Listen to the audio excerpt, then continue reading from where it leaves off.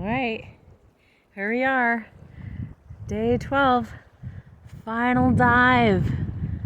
Oh, Dean's Blue Hole. I just can't express how much I love this place. We had a wonderful dive today, a little earlier in the morning, and it was fantastic. It must have been 100 feet of visibility down there. Just beautiful. Got some free divers out here on the platform, and they're fun to watch. And this has just been such an incredible journey. I just can't. I'll be processing it for a long time to come.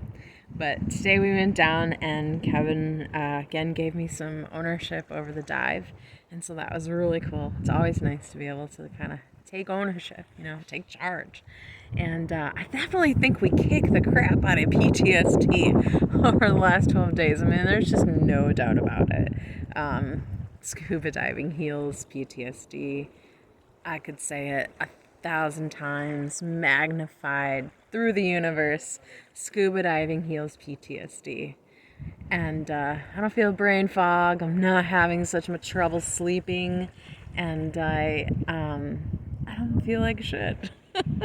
So here we go. We got those three things out of the picture, and now it's just continuing to do our work. The scuba diving has given me so much more than I thought, besides healing from PTSD, and it's also just being in this beautiful place has given me more than I ever expected it would.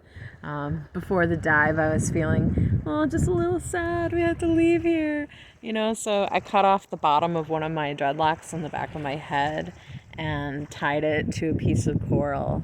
And when we went down on the line here, I looked down to the depths of the water and took my little piece of hair attached to a coral and gave it a kiss and sent it down to the bottom of this 663-foot hole and said, "Here is my offering, Mother.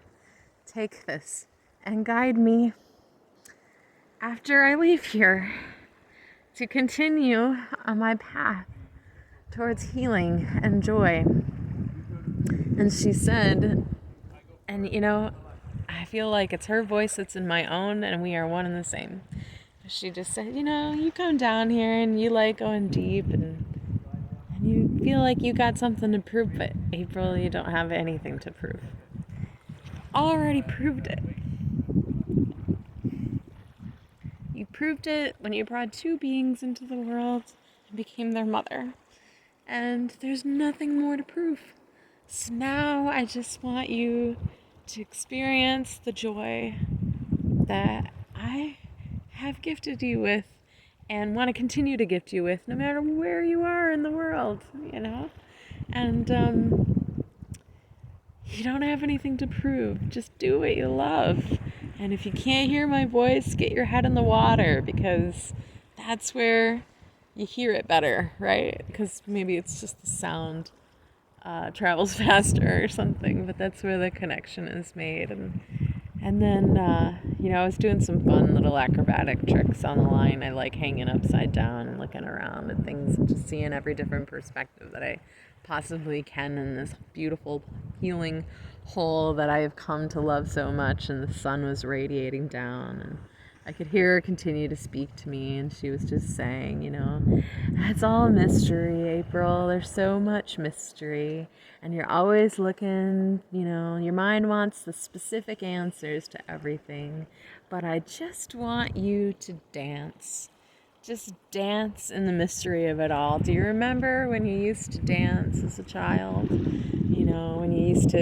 When everybody was gone from the house that you grew up in, and you had it all to yourself, and you just pipe up that music and you just let go and dance. She said, we're all in a dance here.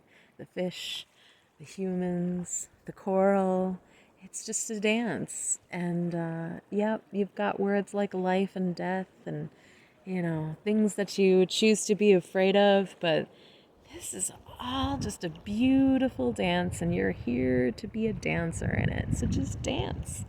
Dance bright, full of joy, full of the satisfaction that you have nothing to prove, that you are my child, and you always will be, no matter what, and you're here to enjoy what I've given you, and there's nothing more to prove. And the number one relationship I want you to focus on is the one that you have with me and with yourself, and make that the biggest priority every day. That's the biggest priority. So I just feel blessed with that. And then when Kevin and I were starting our ascent and taking our necessary safety stops, we came across just a beautiful piece of coral with a starfish imprint on it that just didn't have any more life on it. And it was like it was a gift right there. It was saying, hey, take me. And Kevin and I recognized that as a gift, and he helped bring it back up to shore so that I could have it. And after our dive, we talked about how after I was able to let go of the line and just kind of have some fun at a very low depth, he's like, man, you look like a pro down there. And I'm like, yeah, I feel like I've just got so much in me that's like, I'm a diver, man, and I love this. And we just talked about how, how much my skills have grown in 12 days and what are the continued areas that I need to focus on. I have some limitations and some things that, will improve after 40 or 50 dives with good people around me who are really, really masters at this. And so I'm not at the master level. And I know that. I recognize my challenges and limitations, but a spirit of the diver is me. And I didn't even know that, when I started doing this, it was just because I wanted to heal PTSD. I didn't want to become some fancy, phenomenal scuba diver. And now it's like, oh, whoa, there's a whole dimension of your being that you didn't even know. You're age 38, just about to be 39, and you just figured out you're a diver. You have the spirit of a diver, you love diving, and it's where you feel at home, and it's who you are. It's part of who you are. Probably a dancer too, but a diver. And with that spirit, I can work through all the hurdles and challenges that life will take to not only just be a great scuba diver, but a great mom and a satisfied individual who's healing and healed and able to bless other people with my story and inspire others to never give up in the midst of their darkness, that there's hope. So I don't think there's too much more to say, but just that I'm, again, so grateful for everybody who contributed money, time, prayers, energy, encouragement, and who've been watching these long-winded videos of mine and just following this journey and seeing the changes and supporting me and rooting me along the way. And then, number one to Kevin, my God, does anyone realize the gift that he gave me? He didn't charge me for any of his seriously hard work over the past 12 days. If I had to calculate what that was worth, it's probably close to 10,000, if not more, just in gear and, air tanks and his gas, his time, his expertise as a man who is a master diver, and then his expertise as a man who is very good at reading people and trying to figure out how can I help this person grow, not only as a scuba diver, but as a human being on this planet.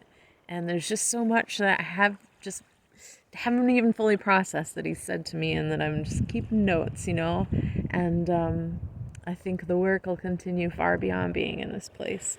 So I'm so grateful to Kevin. He doesn't do this for any other reason than to see the joy that happens at the end, after someone comes here just ridden with PTSD and then leaves here with a great big smile on their face. That's what he does it for.